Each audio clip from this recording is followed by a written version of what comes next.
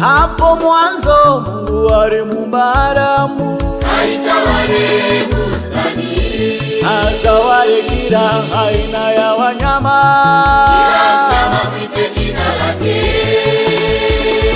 Bwana Mungu akamuumba Adamu, akamuweka katika bustani ile ya Edeni ili atawale na kuilima na kuitunza, na atawale kila aina ya wanyama.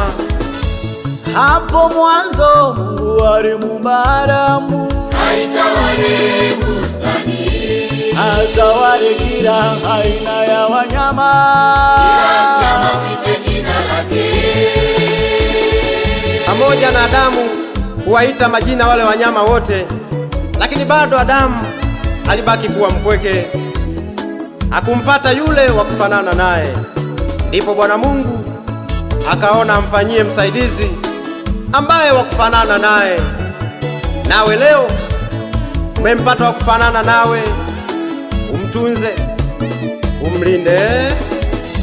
Bwana Mungu akaona siyo vema Awe peke yake, akamfanyia msaidizi wa kufanana naye. Ndipo Bwana Mungu akamlaza Adamu usingizi mzito. Alipomlaza usingizi mzito, akamchomoa mwanamke kutoka kwenye ubavu wake. Adamu alipoamka kutazama, akamwona yule mwanamke. Akasema, huyu ni nyama katika nyama yangu na mifupa katika mifupa yangu. Nawe leo umempata wa kufanana nawe, umtunze. kama ilivyoandikwa katika vitabu vitakatifu, mwanamke ataacha wazazi wake, ataambatana na mumewe, asema Bwana. Kama ilivyoandikwa katika vitabu vitakatifu,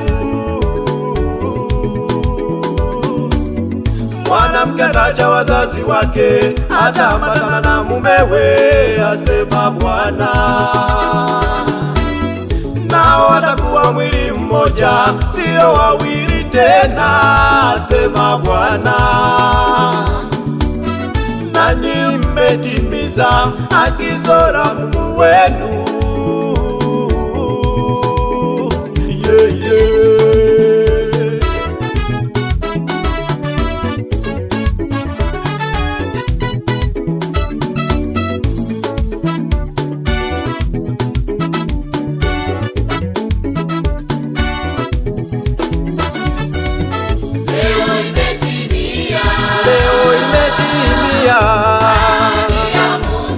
Ahadi ya Mungu, sio wawili tena, mmekuwa mwili mmoja. Katika ndoa yenu.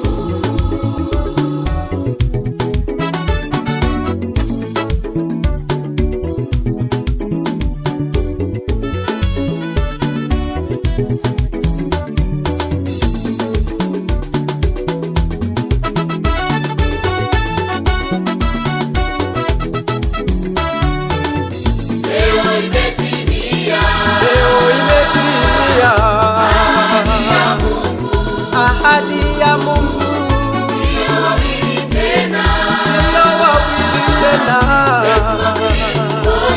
mmekuwa mwili mmoja. Amani mkadumishe, mkaribisheni Mungu awe mshauri wenu katika ndoa yenu. awe mshauri wenu katika ndoa yenu.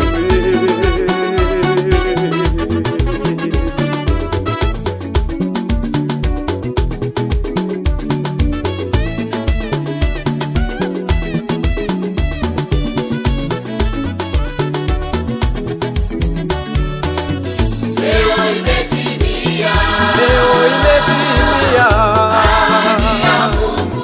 ahadi ya Mungu, Sio wawili tena, sio wawili